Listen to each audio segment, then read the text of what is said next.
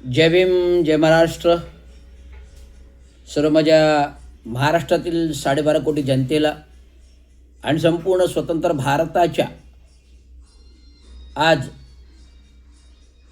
स्वतंत्र मिळवून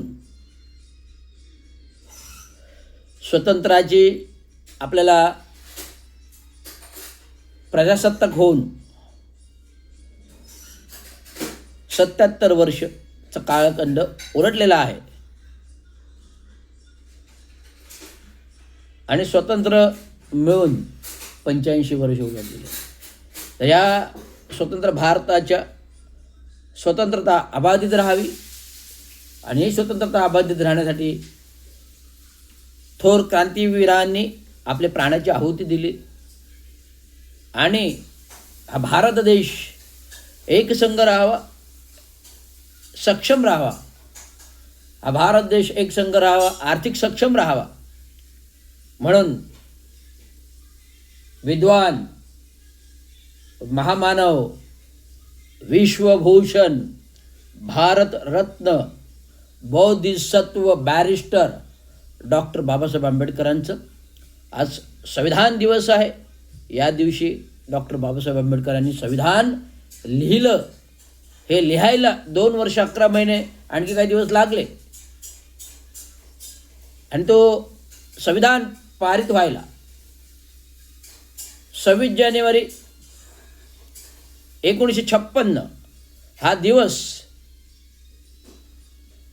निश्चिती झाली. लिहायला कधी झालं? आजचं 26 नोव्हेंबर 1949ला तर लिहायला सुरुवात केली बाबासाहेबांनी, ज्यांची घटनापीठाच्या समितीवर घटनापीठातील जे मुख्य होते डॉक्टर राजेंद्र प्रसाद असतील, नेताजी सुभाषचंद्र बोस असतील, सरदार वल्लभभाई पटेल असतील, लालबहादूर शास्त्री असतील, नेताजी सुभाषचंद्र बोस असतील, मौलाना आझाद असतील, परमहंस असतील आणि सर्वात महत्त्वाचे म्हणजे देशाचे पहिले पंतप्रधान पंडित जवाहरलाल नेहरू, पहिले राष्ट्रपती डॉक्टर राजेंद्र प्रसाद आणि घटना शिल्पकार महामानव विश्वभूषण डॉक्टर बाबासाहेब आंबेडकर यांनी देशाला प्रेरक आणि मारक असं संविधान दिलं. हे संविधान दिलं म्हणून आज देशाची लोकशाही चालते, म्हणून आज देश एकसंघ आहे. किती राष्ट्र आहेत? 29 राज्य आहेत, 29 स्टेट्स आहेत, 29 स्टेट विविध भाषिक आहेत, विविध भाषा सत्र आहेत. मग तो सर्वात मोठा उत्तर बिहार प्रदेश असेल, हिमाचल प्रदेश असेल,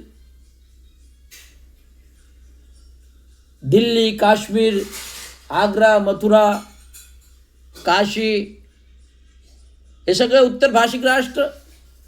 एक साईडला आंध्र, कर्नाटक, केरळ, दुसऱ्या साईडला महाराष्ट्र, गुजरात, हे तिसऱ्या साईडला. अशा प्रकारचे एकंदरीत 29 राष्ट्र एक संविधानाने, एक संघाने, एकनिष्ठेने एकत्र आहेत. बाहेरच्या आखाती देशामध्ये पहा, बाहेरच्या आखाती देशामध्ये पहा,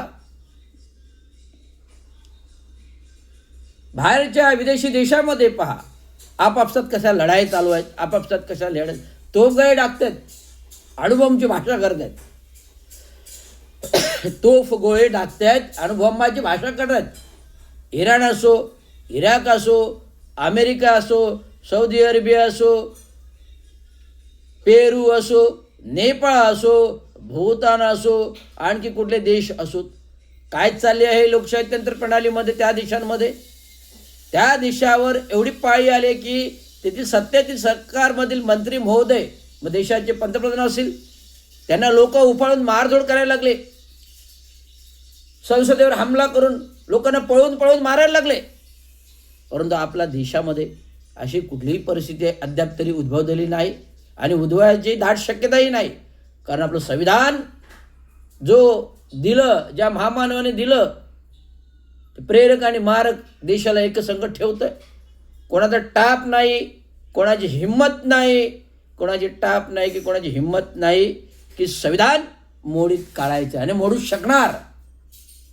किती आले किती गेले, किती आले किती गेले, परतंत्र आले, इंग्रज आले, इंग्रज गेले,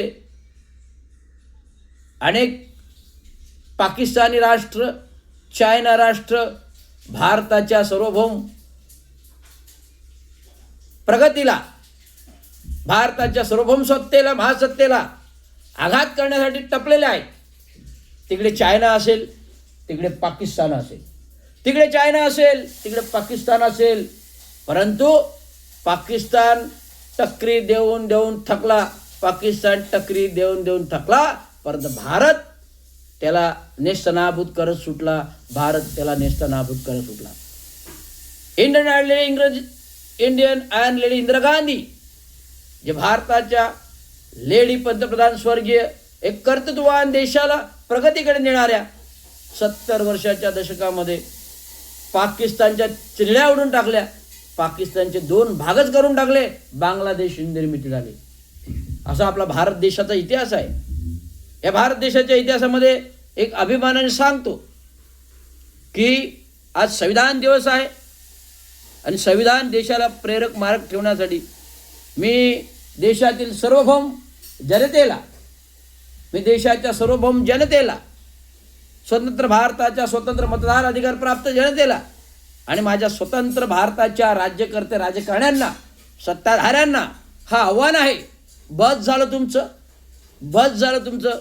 माझा भारत देश आहे, माझा भारताचं संविधान आहे, याचा मान सन्मान आहे, एक वेगळं अस्तित्व आहे.